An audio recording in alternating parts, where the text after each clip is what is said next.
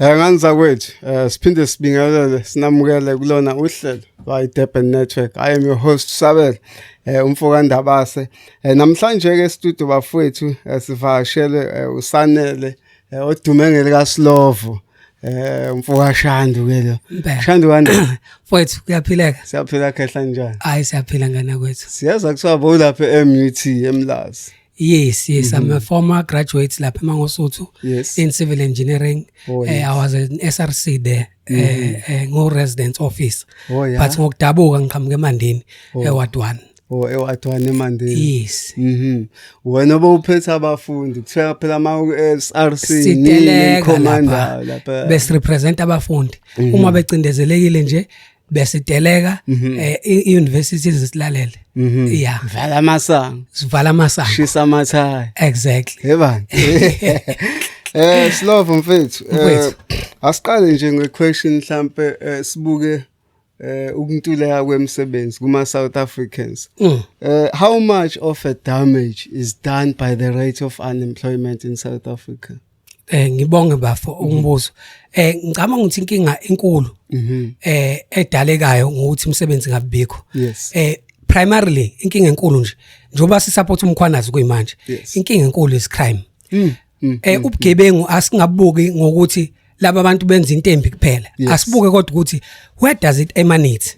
Because akekho umuntu ongathi une opportunity yokusebenza noma uyavuka njalo uye emsebenzini une salary ebese ecabanga ukuyothatha imoto omunye umuntu ecabanga ukuphuca omunye umuntu imoto noma eyocabanga ukubulala noma ecabanga uyontshontsha imali ebank uyabo because leyo nto ikhuluma ngempilo yakho uthi nawe kungenzeka ufe lapho in that process.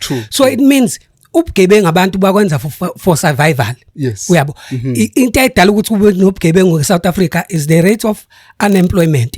Ube kuthi government uyakwazi ukuresolve leyo issue of which is resolvable. Uyabo issue unemployment. So I think that is the primary thing eyinkinga kakhulu. And again akekho umuntu ozothe busy esebenza kuthiwe ay nangu uyawusetholakala ama drugs. Most of people abagcina be end up kuma drugs it's because of stress and anxiety. Bagcina sebelapha ngoba usekuphela 10 years engawuthola umsebenzi egcine ebhedakwa idakamizwa egcine ephelela ema drugsini. So I think ilezo zinto ezi damage ekhona ngeissue unemployment. Kushuthi kakhulu lento ya contribute with depression. Kakhulu contribute kakhulu. Ngokubuka kwakho who's the architect of creating all of this mess, this so much an unexplainable rate of unemployment? Wamuhle kakhulu lo mbuzo. Cause egcineni kosuku kumele sithole iroot cause ukuze sikwazi ukuyi-address. Now eSouth Africa kunjena ke bafu. Sine political authority in South Africa that does not have absolute power over capital. Mangithi capital, private capital, ngisho labantu abamhlopha abaphethe umnotho wethu. Your Johan Rupert, your Oppenheimers, your Minel family, na wonke ama elite. Labantu abaphethe ama mineral resources, laba abaphethe ama bank, ibona abaphethe umnotho. Ugovernment wethu awunayo ipower over umnotho. So ugovernment wethu ugcina ungenayo icapacity yo creator imsebenzi. Kanti ukube kuthiwa these resources benefita ama South Africans. For example, ungakwazi ukuthi ngamali oyithathe kuma resources uphidla ama industries. Abantu bakithi bekhiqize besebenze. So the root cause yongabikho kwemsebenzi I would say is white monopoly capital but enabled by our own government. Government ka Cyril GNU uwona ovumela labantu ukuthi kube ibona kuthiwa baphethe umnotho bonke bodwa. And into eyenzakalayo when we go to elections laba bantu they fund these parties. That information bafwami is readily available ka IC. They fund these parties ukuthi be campaign. Vele these parties they must return a favor in parliament by defending ama laws a favor labantu. So abantu abayinkinga la eSouth Africa ngeissue unemployment is white monopoly capital kodwa government wethu uyena bavumelayo kushuthi thina irresponsibilities nayo is to remove the liberal government. Onke lama organizations akhona enza ukuthi umuntu omnyama ehlupheke ngasebenzi uma sesiyovota sine responsibility yokubasusa. Mfoka Shanti ake sibuke kakhulu indaba enkulu la ukuthi kunama state organs or ama state institutions mhlambe mina nawe esikhule swazi ukuthi akhona singakhuluma mhlambe nje ngo SAA omunye wabo namanye and stuff or Transnet today and stuff lawo ma SOEs afile angazi noma ngathi adayisiwe noma deliberately indawo esasazi ukuthi iziqasha hundreds of thousands of people. Today they are no longer there. It goes back to what I was saying that government enablisha private capital ukuthi ube yona namandla. Government deliberately defunds lauma institution so that those institutions can be taken by these people. So kahle inkinga yethu enkulu bafo ile ukuthi government uthatha izinto ezibalekile ezingabe zigenerate imali uyinikeze indlanzana labamhlophe and uCyril unfortunately unama shares kulezi indawo. So already he's compromised. So akakwazi ukwenza lutho uma enyakaza it speaks to his net worth. So into ebaleke kakhulu ke kuyena obviously ukuzoba yini net worth. Okay, I guess veza umzekelo futhi why sithi government pro capital than the people. Government whenever there's an issue between abantu nama capitalist ama capitalist abaphethe umnotho ama mine ama elites asibuke indlela intervene ngayo. Look at how he intervened in Marikana. Abantu bathi asiholile asiholi kahle kodwa siyasebenza la and inenza inzuzo enkulu. Sicela ukuhola ama decent salaries. Government when he intervenes he sides with the capital. He goes there, he shoots people, he kills innocent souls. And again yabo nje kune issue currently asesithebe as we speak. Kade ama channel lapha axhaphaza abantu. uMancinza inkinga kaMancinza lakho they were there fighting for abantu. Government when he intervenes uyabopha kuyimanje khona umuntu ekwi case ngolwesini Osama is in jail. So government Osama bin is in jail uyovela ngolwesini. So it shows ukuthi government akekho pro people is pro capital njalo makumele ku resolve inkinga between ama classes awu2 because awu2 ama classes ku South Africa ilaba banotho yithi singenatho njalo government uma intervene u favor laba banotho. So ileyo system ke bafo that we need to deal with ukuthi angabi ukukhona ukuthi khona abantu abanotho bodwa abanye bengenalutho ubani komele ayilungise leyo system government. Yabo ake senze umzekelo nje China, let's look at China. Let's look at how it is structured because it is the fastest growing economy currently. Yes. China political authority in absolute power. Communist party. Awukwazi ukwenza into lapha eChina without regulation ye communist party. Izinto ezibalekile ama national assets angaphansi kwa government. Then nina ke abanye osoma business nizoqhubeka ne private enterprise but nayo you are regulated ukuthi in behave kanjani. South Africa government awunandaba nabasebenzi ukuthi bahola kanjani. Ukube unendaba ngaba work ama unions ngaba yiki ilakho namanye ama unions.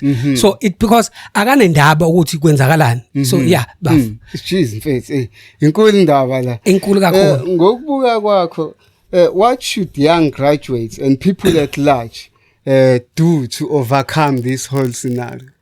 I think because I've said challenges now is systematic. We must fight to change the system. Unfortunately, the system ayikazi ishintshe without any violence. History teaches us lokho ukuthi isystem ayishintshi without any violence. And ayikho system engashintshi. I know khona abantu abasebeze bathi empilweni ay mina sengi right sengidelile sengidele konke ngishiyele konke nje kuNkulunkulu.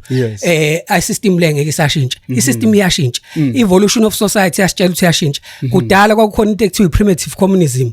I-primitive communism skayifanisa ngempilo le yamakhosana. Whereby so sasihanta silima sasilingana. Uyabo. Then from that system kwakhona i-system ye slavery yayinama class awu2. Lawo ma classes kwakukhona slave master nama slaves but ukuze collapse leyo system ama-slaves had to realize ukuthi they are oppressed. Uyabo. Kwasuka kuleyo system kwa kwi-feudalism le inkosi. From i-feudalism sangena kwi-capitalism lesikuyona. Sesingeniswa industrialization. Meaning ama-systems akwazi ukushintsheka. So abantu abasha abangasebenzi sesiyazi ukuthi indaba singasebenzi. It's because of the system. Let us fight this system. Sishintshe yona. The only thing we have is revolution. Esisalela ukuthi siyenze South Africa. Asambe semgwaqeni siyolwa. Uma sihlele endlini ngeke kuze kushintshe lutho. Uma sithi ay i-economy yeshintshela ngeke izishintshela. Uma sithi cause khona nabathi uma ngihlupheka mhlasimbe uNkulunkulu intando kaNkulunkulu ukuthi umuntu abantu abawealth kakhulu eSouth Africa, it's not because they are closer to God. It's not because they are blessed. It's because they took away our resources. Abelungu ba rich kakhulu ngoba bathatha kuthina. uNkulunkulu usibusisa sonke ngomnotho. Okwethu ukuthi siwuthathe kulabantu abawuqola. Yabo. Abantu abasha ke nje into engayisho ukubona ukuthi uma sithi siyemgwaqeni siyolwela i-unemployment, because there is a structure say unemployment usilidwa uNkululeko Ndlovu no Sthembiso Shando. Uma sithi siyolwa abaphuma abantu siyolwa because uma ingashintshile isystem, I can tell you now, le status khona sabantu abasha abangaqashiwe abako 5 million plus sizo escalator because of the system. But if we can change the system, political authority bene power, private capital si collapse sithathe lezi zinto engomnotho wethu, sizokwazi kuba ne capacity ukuthi create umsebenzi. And again, enye into edala ukuthi umsebenzi ngabikho, it's colonial ties we have with Western countries. Our trade relations we have with Western countries. It can't be ukuthi thina South Africa has produced lutho.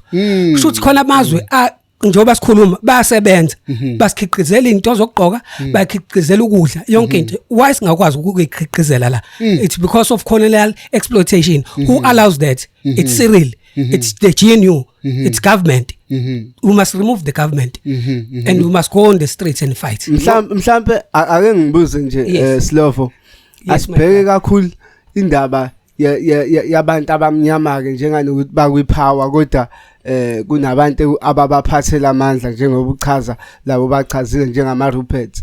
Asikhuluma ukuthi bayaya abantu stratini yonke yashintsha. Do you think thina as abantu abamnyama si ready ngokuphelela ukuthi singakwazi ukuyirana ke system ibe ngalendlela le oyicabangayo?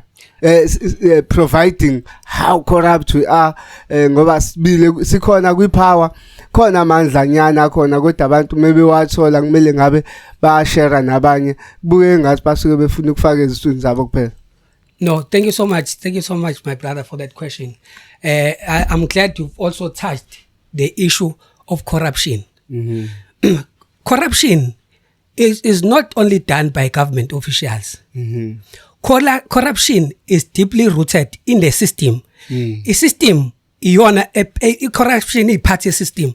And ngizokusho lokho ngoba siyazi ukuthi corruption ayigcini lapha kuphela. Unabantu abangama traffic officers abasikhokhisa imali emgwaqeni, unabantu moyo okwenza license abakhokhisayo, unabantu abakhokhisana ukuthi uzo interviewer ku department. All those people are corrupt. They are part of the problem. So corruption is challenge enkulu esinayo. But it doesn't make sense ukuthi singathi because of corruption therefore asidedele umnotho wethu uphathwa abanye abantu. For example, i-Reserve Bank, i-Reserve Bank akumele ngabe kuthiwa iphathwe abantu privately. I-Reserve Bank kumele ngabe kuthiwa iphethwe ugovernment, ingaphansi kwa government, because i-Reserve Bank inama responsibilities amaningi. Financial, irresponsible for financial stability, irresponsible for defend irand, irresponsible for protect abantu from financial instabilities. Uba ngeke labantu abane interest kuyirandi kube yibona futhi abasiprotectayo. So lezo zinto lezo izinto esingakwazi ukuzenza singabantu abamnyama. Though corruption I doubt it can be addressed, but function ko state singa function. And to fight corruption enye into esingayenza we go digital. Because enye into edala kakhulu corruption it's cash, the flowing of cash. If we go digital, imali will be traceable kwi system ukuthi ubani ukhokhele bani imali engaka awukwazi ukuthi usebenza ku government wena usutholakala ngena o 500,000 ngoba nakho ukhipha mhlawumbe amathenda nani because kuyothiwa leyo mali uyithatha so I think corruption we can deal with it at that level but le yama resources ayibuyele ngala kuthina ilokhu nje mfokashando ake sibuke I-political will South Africa njengamanje ikhona yini to say whatever the issues la esikhuluma ngawo anga addresseka sinayo yini ama leaders noma the incoming leaders abacabanga okucishe kulingane neChina to say like to realize issue unemployment in South Africa we need to increase the capacity industrialization. Do we have abantu abacabanga kanjani? Do we have abantu abacabanga ukuthi kufanele sibe nemoto zethu esizicreator thina singa consumer Toyota nobani? Do we have abantu abazothi ithina kufanele sikhandela ama toys and everything because I think konke kusuka lapho sinawo indaba abantu abanjalo political will political will ikhona ngoba labe sinabo it seems 130 years but abazange basibonisa ukuthi they have a political will. No, you are very correct my brother. Political will has been lacking primarily because capital isuke yafunda kakhulu ama political parties. Remember ANC was a radical organization. Yes, sure. But it was infiltrated by private capital. Yaba weak. Now a parliament if you observe and listen to their discussions yes. You could see that abantu aba captured by white monopoly capital ilaba manje abakhona iGNU yes but khona ama organization ayikhulumayo lento eyikhulumayo bafu le enhlo eyikhulumayo njenge MK party yayikhuluma njengo EFF or ATM so those are progressive parties mina ngisho njalo because bakhuluma lento eyishoyo with the hope ke ukuthi if we vote they are going to implement. Hey ngoba nako phela umuntu angakunika enye manifest umvotele mase hleli lapha esihlalweni then bafika ongciwankulu asikho ke lapho asikhulume ngeillegal immigration faith ngokubuka kwakho do you think border management authorities labe sithi BMA bawenza umsebenzi wabo lapha kwiborder as we speak that authority is challenged financially if our government was really serious about border management yes they could just subsidize that agency ikwazi ukuthi le agency iqasha abantu abaningi abazokwazi ukuthi begada ama border but as it stands yes there is a crisis it is compromised it is compromised and they are even understaffed they have declared that that they have challenges in finance kuyiqiniso kangakanani khona sike sakuzwa kushiwo kuthiwa uma uya lapha ya ubuka ama officials akhona uma ungawalandela uye emakhaya akubo lehlala khona thiwa abanye they've got mentions ngokubuka kwakho umuntu osebenza lapha unayo imali yakhe mention no akanayo but the level of corruption le kade sisho bafu ukuthi is deeply rooted in the system so wonke umuntu in fact majority yabantu abakhona abanye ku system ba corrupt so if kukhona into ekanjalo it means those people ba corrupt uyabo and thina South Africa uhulumeni wethu abalandelela abantu ukuthi izinto bayi-acquire kanjani besebenza kuhulumeni because into leyo kumele ngabe siyayenza uyabo yes baf what do you foresee happening in future due to illegal immigration into nje uyibona ukuthi yabo mazithi it's a crisis kind of society what I see is a crisis kind of society whereby ingane zethu zizobe engakwazi ukufinyelela kwezinye indawo kahle kahle sekusela ukuthi eSouth Africa ama Nigerians or whomsoever ama Somalians athatha ispace sawo athi la akusezongena umuntu indlela aba infiltrate ngayo they've hijacked ama buildings benze into ezirong kuona uyabo and the government is not doing anything about it awuthi ngutshele ke crisis enye esibhekene nayo yes eSouth Africa sinama illegal immigrants angazi mangaki manje but I think u8 million mhlawumbe mncane noma ngihlawumbisela yes so u government u deploy abantu aba u600 phela as immigration officers. What? Umsebenzi we-immigration officer ke is to check ukuthi umuntu ukhona la ngokungemthetho noma cha ebese uyamdeport. Bayakwazi ukarresta uSAPS nawe uyakwazi ukarresta but abantu abakwazi ukudeport ibona kuphela. Yes. There are 600 across the country. It's impractical, it's mathematically flawed, it does not make sense. Ukuthi bengabe bancane kangaka. For example, eThekwini there are only 3. PMP there are only 3 responsible. Njoba babona bephithiza kangaka abantu bangaphandle bathatha ukuphela abantu kumele bebadeport. Into engayenzi sense. Now those people who think Jacinta is crazy no operation Dudula unenkinga because i-crisis inkulu. I-country yahamba. Laba bantu labana kumele sihambiswe ikhiphela bona ngezandla manje because ugovernment awenzi lutho. Iyabafu. Mawubuka mfoka Shanda. Into yahulumeni ukuthi kube nezitepe ezincane azenzayo. Is it deliberate noma kwenzala nazi ugcina unga-understand? Mina I would say it is deliberate. Remember i-private capital njengoba ngishilo ukuthi iyona eyisenta eyinkinga. I-private capital benefits from ama illegal foreigners. I will give you an example. Ubokubuka maginqike i-truck noma kune accident ye-truck. Udrive uye abaningi bayehla bebaleke. And the reason why besuke bebaleka iningi labo it's because bangabaphandle abana amaphepha, they don't have papers. Abafuna ukuficakala esigamekweni. Kwi-logistics industry kugcwele labantu obana abayonayo aba-own logistics industry abantu abamhlophe. So ugovernment vele wethu ucontrol abantu abamhlophe. So uzobadedelela labantu. There is no willingness ngoba i-private capital benefits from them. Jeez. So ngokubuka kwakho Shandu, then that simply says you are against abantu angisi lately bathi abantu abamnyama bahlulekile. I'm talking about ama voters on the ground. They are saying abantu abamnyama bahlulekile akubuya abantu abamhlophe basiphathe ngoba kwakungcono kusaphethe bona. So kuloko kushoyo ukuthi it seems like as if lento illegal immigration bayisebenzisa as an advantage because they can easily exploit labantu. So kwenza ukuthi ubuke ukuthi mengaphatha abantu abamhlophe into illegal immigration ngeke izisolve.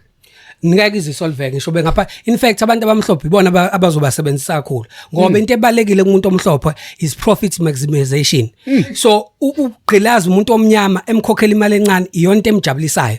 So abantu abamhlophe nje bazoqhubeka kakhulu befaka abantu bangaphandle. Kunabantu asebeqalile abarana i-campaign yokuthi abahambe. Sibonile ofele emntwini ngala ko South Coast. Sibonile ngala eFar North kwaNongoma uphakela umthakathi eqala naye ethi cha abahambe. So nje into eseyiqala ichapha ke South Africa yabantu abarana leyo campaign who are very physical on that campaign. Uma uyibuka le campaign, is it sustainable? Okay, I think I'll have to give a brief history of this issue we're having now. Yes. So that sizobona ngempela ukuthi lento esenzayo is it sustainable or not. Okay. How ama borders afika kanjani eqala ukuba khona eAfrica, ne? The time efika ama border where it was Berlin Conference of 1884. Yes. Where King Leopold invited other European countries bacazelana ngomhlaba. And then they came exploiter whatever they exploiting ama resources. Yes. From there we had the stage whereby singakwazi ukuyenza iAfrica ibe one. Khona stage esake sabanjalo. It was in the 1960s. There was a conference in Ethiopia. Conference there were two groups leyo conference. Kwakukhona iMonrovia group, kukhona iCasablanca group. iCasablanca was led by uKwame Nkrumah waseGhana. Ghana yayikade ithole independence.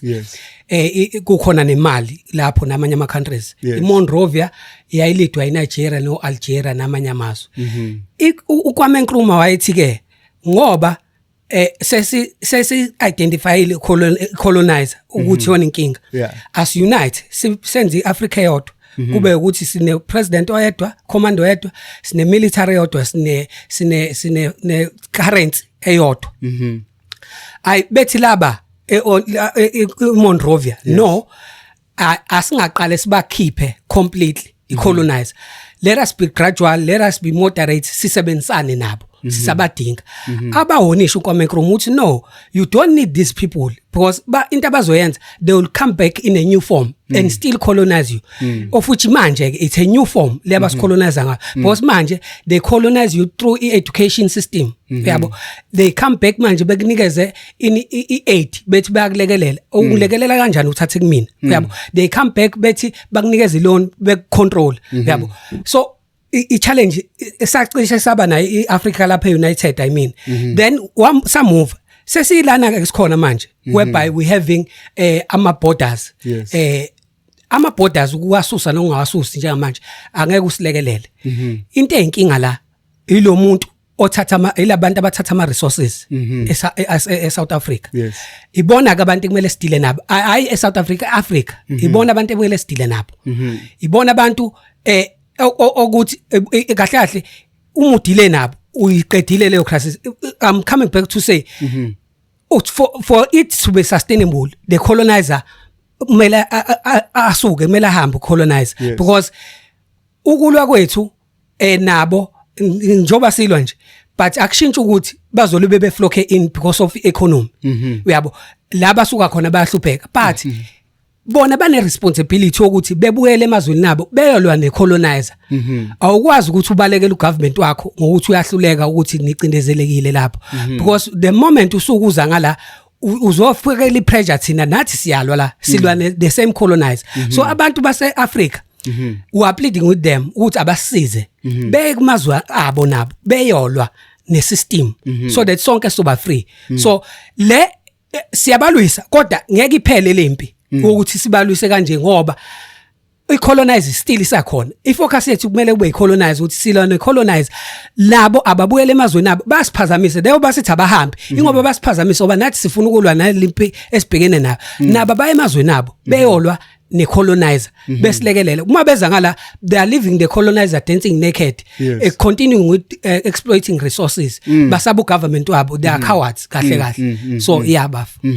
So uma ngabe uyibeka kanjalo, don't you think uma i-campaign njenganale esibuza ngayo umbuzo uma ngabe ukuthi iphelelwa amandla beqhubeka bebakhona while we all know ukuthi ama resources esinawo I mean cannot accommodate them. It has been reflecting I mean for a very long time ukuthi iyahluleka iSouth Africa ucarry the burden that is over them right now. Siya kanjani phambili nesimo esikanje whereby akubonakali noma sikho istructure esizosenza ukuthi siyinqobelene. I mean ngithi baf as it stands it lies with us as South Africans ukuthi laba bantu ithina sekuyi responsibility yethu ukuthi kube ukuthi siyabakhipha. Spaza shops they don't contribute in the economy of this country we know. Labantu bathatha imali yase South Africa bayise ngaphandle and therefore abakwazi ukuthi bavumelekile uoperator operator kanjani ama business abo. Mele ngabe ama South Africans angena lapha akhipha laba bantu sifaka abantu base South Africa physically ama buildings abawa hijackile let us go to those buildings sibakhiphe sifaka abantu bala eSouth Africa bashoda ngendawo yokuhlala maqede sigade leyo ndawo because we are left with ourselves to fight. The state is nowhere. If we don't fight, umthandazo wezingane zethu uyobunzima kakhulu kunaloso uthandaza manje. The only option we have is to fight. Mhlambe Shandu siphinde sibheke kakhulu. Yes, kunenye into enokurayizwa abantu kakhulu ama Africans. Bathi abantu base South Africa normally mengabe belwa lento illegal immigration or yok traffic kwama drugs hijacking of buildings blah blah blah they normally focus kuma Africans whereas nabantu base Pakistan abanama shop la aba traffic ama drugs abenza konke sinama China enza ihuman trafficking sina even abelungu abangena amaphepha bakhona la. Why do you think abantu base South Africa kulento illegal immigration ba focus kakhulu kuma Africans? Okay baf it's true But the problem we have ngabantu base South Africa is that uyasuka ubafu uya-identify i-problem afuna ukuyilwa. Uya-organizer njengo Jacinta nje kanje.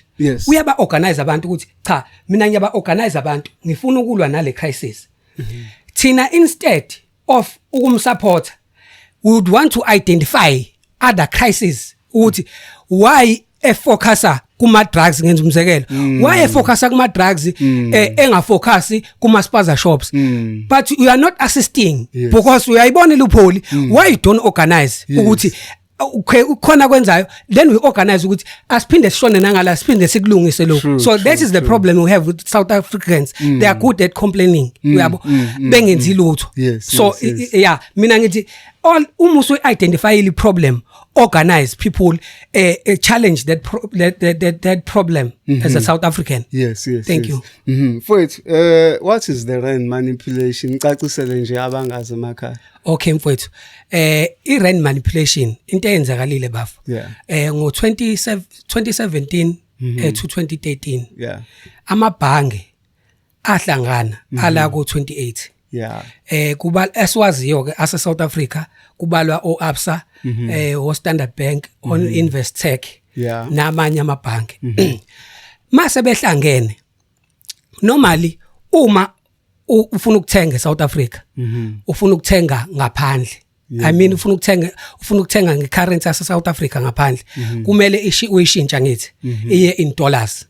Obani abakwenzela lokho ama institutions ngama bank. Okay. Uma ke labo bantu sebefika befuna ukuthenga bezama uku-exchange imali from irand to i-dollar. Amabhanki lawo avumelana ukuyi-fix i-price ongekho legal. Normally in the normal practice they compete. Yabo bekunikeza ama-price alo so that they get customers.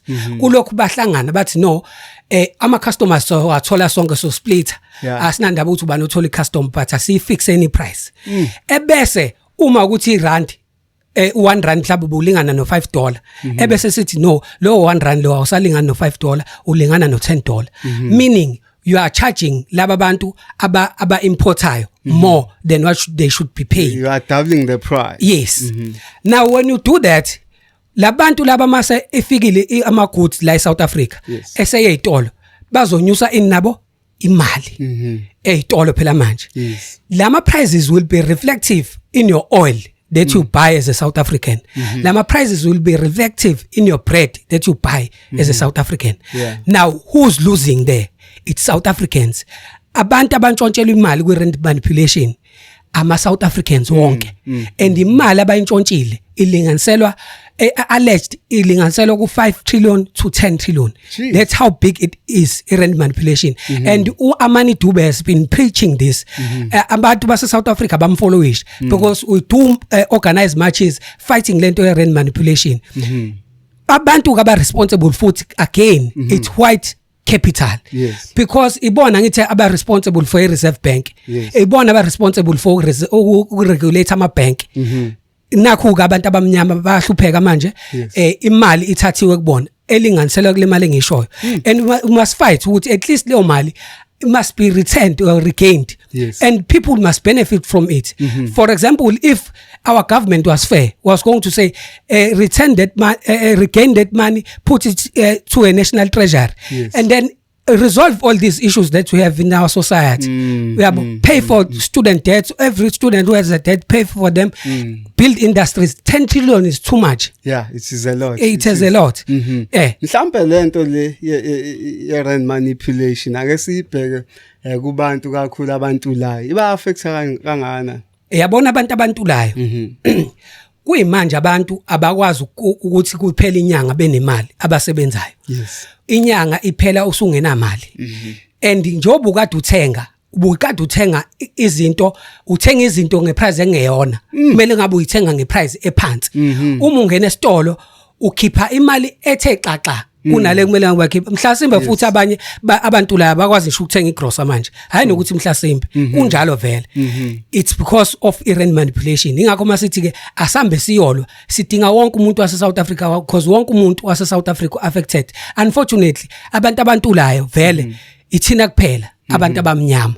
Abantu abamhlophe abanankinga nokungena esitolo beyothenga. Yithi manje sinenkinga yokuthi siqolwa abantu abamhlophe eSouth Africa. Ngifuna ukwenza umzekelo wa very recent Mfokashanda ngeSasol as one of the producers of fuel. Ukuthi kuthe ngalenkathi kufika isigaba sempi yaseMelika nase-Iran sibonile uDiesel ukhuphuka sikhuluma nje manje lapha ko 29 rand to 30 rand per liter. Umbuzo ubusuthi lo mbuzo ucishe ufana nalento oyishoyo kodwa ngubuza ngento ephilayo njengamanje. Why uSasol kufanele naye anyuse uDiesel ekubeni uDiesel waSasol asulandi pheshe uproducer eSouth Africa? Why mangabe silwela into ekuwukuthi ivinjwe emazweni apheshe ikhushulwa ngoba inescarcity pheshe bese naye eyakhuphula ngoba kufanele ngawe sibalekela kuyena ukuthi hayi lo salithola ilitha kuyena ngo23 rand. I think white capital is being opportunistic. Jeez. That is what I can say. Jeez. Because lento ayisho iqiniso and it does not make sense ukuthi kuthiwa immediately kuthina usuyakhuphuka. Uyabo ngizokwenza umzekelo ukuthi how capital works. In fact ama garage athe sekuzonyuka upetrol avala onke. Uma ukhumbula kahle imoto zama ulayini ngoba efunani uqale wenze njani unyuke. That is how they operate. Profit maximization. Uma babona intubo ukuthi bengakwazi ukujustify price, they go for it. Abalindi. Mhlambe enye into Shandu kunamazwe aseduze kabi nathi la njengane Angola. iAngola nayo ino-oil omningi kakhulu. Kungani singa-opti ukufaka amapayipi ashone eAngola, singa-opti for lo oil obuya ko-Iran? Ngoba mhlambe lokho kungenza ukuthi even i-price yehle ngoba sobe sesiwulanda eduze, sizobe sesikwazi ukuthi sikhathe le mali egcinidle kakuma logistics. That is a good idea bafo, but inkinga esinayo ileka desilekho se-raise i-colonial exploitation and colonial dominance. I-Africa i-operateli ngendlela kumele operate ngayo. Khona abantu aba-in charge of ama-resources ase-Africa. Ibona ke abantu okumele izinto ziqale zidlule kubona. Uyabona nje awukwazi ukutrade amongst African countries ungadlulanga kwi-dollar. It doesn't make sense. They are bullying us. So there are resources nathi singakwazi ukwadayisela ama-African countries because asikwazi ukubadayisela direct. Kumele kuqale kuthiwa abantu aba-in control abasholokho ilaba abaphethe umnotho, of which abanye ababa bakwamanye amazwe. So i-challenge esinayo Africa ile ukuthi i-Western world is controlling Africa. So everything eyenzeka la eAfrica uyibona bayideterminayo ukuthi hayi lokho hamba kanje. Then kube khona amazwe ke that have fought baya lokho imanje o Burkina Faso, o Nigeria, o Namibia, of which is the posture that we should all take. Even ne country kade uyibala bafuthi asilweni lento ye-colonization, sikwazi ukuthi ama-resources acirculate kahle eAfrica, singahlupheki. Ngoba ungahlupheka enye African country inayo into eceleni kwakho kodwa ayicontrolwa yiyona, controlwa elinye ilizwe elise-west. Your view on the fuel prices due to American aggression towards the Iranians? I think lempe khona. It's how America operates vele. It's the modus operandi America. America does not have resources. America ikuzithole ukuze umnotho wayo usimame. It's either they fund rebels in a country that has resources. Or they fund a country that is next or closer to that country ukuze kuliwe nani ukuze bezokwazi ukuthi be benefit. So ama-Iranians mina ngowami ngiyawasupport ukuthi awaqhubeke elwe impi ka-oil as much as it is affecting the entire world. But it is a genuine cause, it is a genuine fight. Abakwazi ukuthi bededele u-oil wabo kuma-Americans. Sikhuluma nje mfethu the Strait of Hormuz is closed by the Iranians trying to block everybody osebenzisana ne-USA. Kuthini ukuphawula kwakho la? They are doing a very correct thing ukuthi bevale kwasani okusebenzisana eAmerica. They are doing a correct thing because it's another strategy of fighting. Mina ngithatha kanjalo ukuthi bayalwa kahle kahle uyabo. So I think they're doing a very correct thing. Kodwa ngeke kwenze yini ukuthi bagcine sebehlaselwa amazwe amaningi ngoba efuna ukuyidestroy Iran khona ezokwazi ukuthi iAmerica ingene khona Iran nalawo amazwe akwazi ukuphinda access oil njengenjwayelo. I don't think other countries would go and fight Iran on the basis that they are not receiving oil. If there are just countries, because countries amaningi ayakholelwa ku freedom. For example, asikwazi South Africa kade sasicindezelekile sicela global world ukuthi ayisilekelele sicindezelekile, and then mase kukhona into kanje kuthiwa thina siyangena sifuna ukuthi silwisana nabantu sibalisela into yabo. It doesn't make sense. I don't think the world could focus on destroying Iran because Iran is fighting for what is theirs. Yeah. Thank you. Sisala kuyona geopolitics mfethu. Asibuke uBenjamin Netanyahu. Don't you think ukuthi he's the main architect who is calling all of this commotion that is happening in the Middle East? I wouldn't say much because I haven't done research on that. Yeah. Kwa ngokubuka nje ukuthi izwe la Israel most of the time ihleze lisempini eMiddle East. Recently they are the one who has shut down the Gaza. Mawubuka iGaza namhlanje ubuka ama ashes because of the Israelis. Yes, I believe the Israelis are backed by America. It has always been America pushing for these wars. It is more beneficiary for the Americans to push for these wars. Yes. Sesizovala nje mfokashana. Sibuke mhlawumbe ubuholi obukhona within the ANC, which is part of the ruling party or the majority in the GNU. Do you still have trust in them? The ruling party, the ANC. The ANC. I think political consciousness is long gone there. No one can trust the ANC at this stage. It is a thing that is dying away. It won't survive, my brother. The ANC won't survive the next election. I don't believe in the ANC. I don't believe in the current government of the GNU as a whole, not the ANC alone. The GNU as a whole, I don't believe in it because I believe they are the enablers of private capital okwenza ukuthi cindezeleke umuntu omnyama. So ngikholela nje ukuthi labo bantu kumele besuke, and such content that you are sharing is very important. Abantu base South Africa should be sharing this content because when they see a porn video they share it all around the world as if they are marketing porn, as if we are looking for porn stars. We are not looking for porn stars at this stage. We are looking for revolutionaries who will fight for this revolution. So I think we only have MK Party to vote for and other progressive organizations if you decide to choose otherwise. But you can't vote for the ANC and the GNU in South Africa. In fact, if you are doing so, you will be literally saying, I am oppressing myself. Because when you go to elections, bazofika nekipa nokudla endlini. When they come to your door, basuke sebethola imali vele ku private capital. Lezo ekipa nalokho kudla kusuke qhamuka ku private capital. So wena abantu osukubavotela kahle kahle o Rupert, the best South African can do therefore ukuthi mabefika endlini, they must unleash dogs. They must unleash dogs.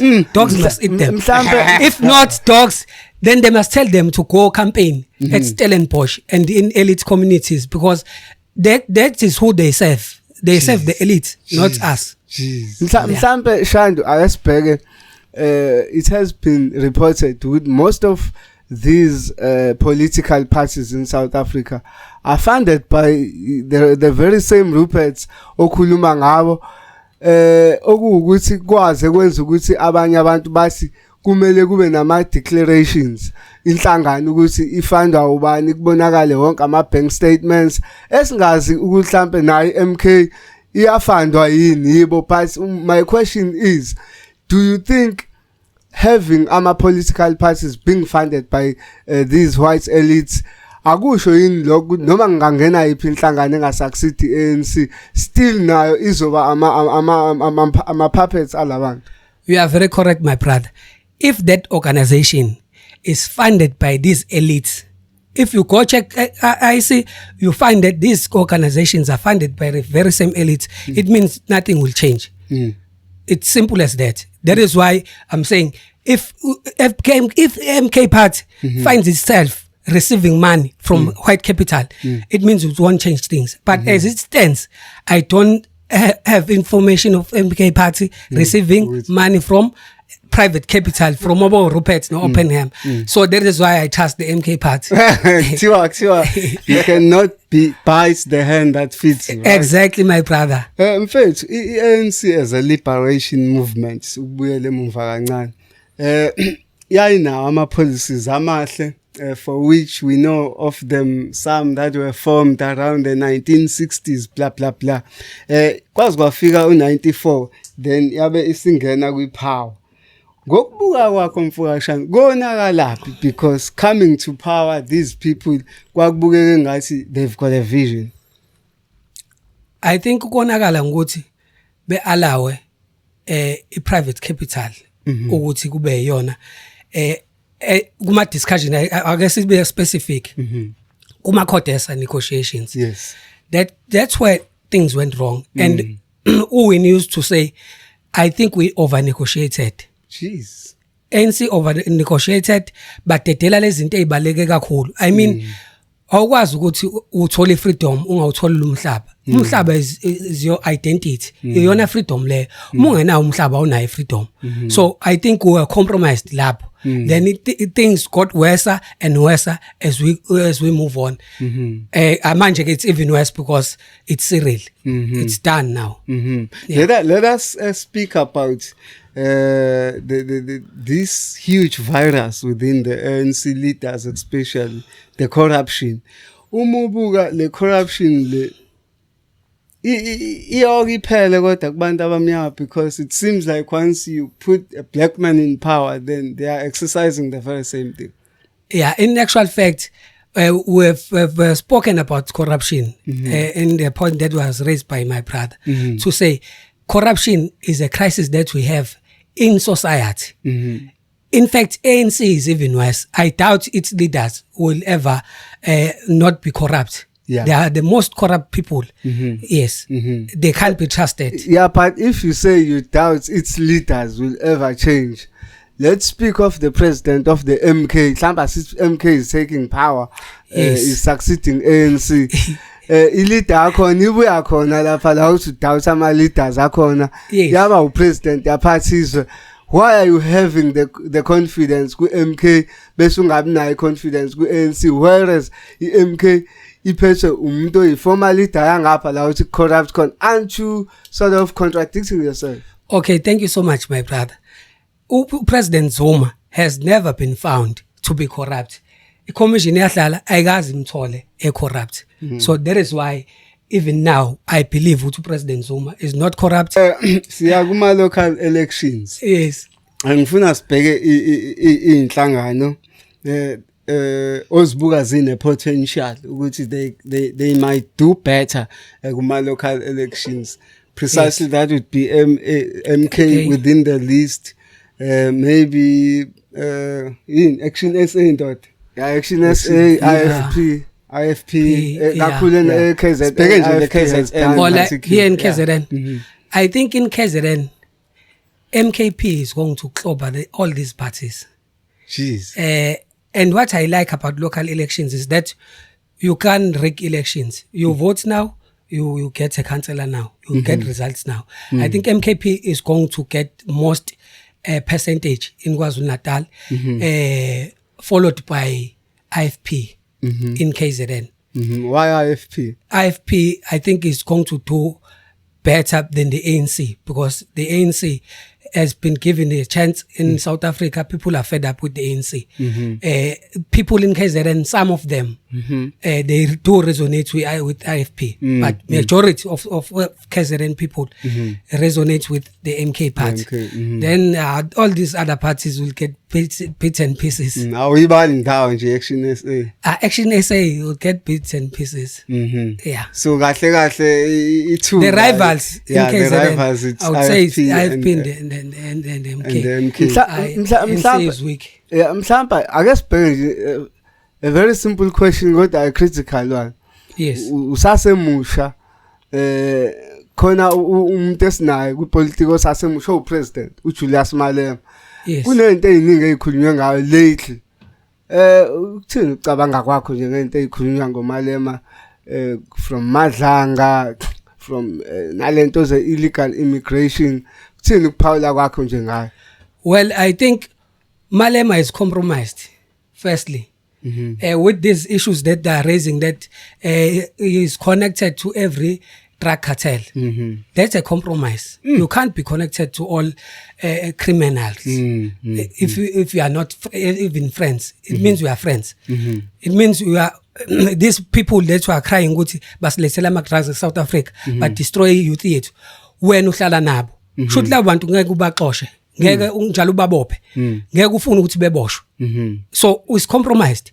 Then again there's this thing of my borders ukuthi he's busy preaching indaba ukuthi I remove my border, and that thing will not assist us. And I don't know why they are reducing Pan-Africanism to borders. I mean, Pan-Africanism speaks about all Africans. It says Africans share same history, same destiny. Therefore, all Africans must unite against colonialism. It also speaks about black pride. Pan-Africanism started way back in the 19th century. It is not an ideology for only Africans, for all Africans across the globe. So why reduce Pan-Africanism to mere borders and say, no, we are going to remove borders just because we are Pan-Africanist? No. Must not distort that ideology. Malema must educate his membership politically. At least he's not a liberal party, AFF. He's not working with these GNU parties. But Malema, that is my view on him. He must stop saying these things of removing borders. Yes. Do you think he's still a genuine leader? He's not a genuine leader if he's not going to speak speak positive or do positive things for his people. I mean, if you are a genuine leader, you can't be supporting things abantu abangayifuni. Abantu bathi ababafuna abantu bangaphandle bathi abahambe. Sisho njalo singabantu in our majority. Sithi bayahlukumeza ngendlela eziningi, bafaka ama drugs, benza human trafficking, badayisa ukudla okubelile, benza zonke izinto ezirong, sithi abahambe. Wena you go against the will of the people. You can't be called a genuine leader therefore. Thami Ntuli, what's your view on Thami Ntuli? I'm numb on that one. I don't know what he's doing. I don't know what Thami Ntuli is doing. I think I don't see his work. I think he represents a bunch of illiterate individuals who can't even read. That is Nkatha Freedom Party. They've just failed to read a statement that was released by our SG, Comrade Nomvalo. He represents that batch of illiterate people, and he must just educate IFP members, teach them to read. Nganzakwethu besibophele usanele uSlovo umfoka Shandu but mhlambe sesivala abantu abafuna ukuthola la kuma socials and stuff baxhumane nawe, how do they go about? Okay, ngiyabonga mfethu. Ngiyatholakala ku Facebook, it's CDE Sanele Slovo Shantu. Ngiyatholakala futhi na TikTok, it's CDE Sanele Slovo Shantu. Thank you so much for having me, my brother. Thank you, bro. Sure. Nganzakwethu sivala kanjalo ke uhlelo labe sino Sanele uSlovo umfoka Shantu. I am your host Sabel Mfoka Ndabase.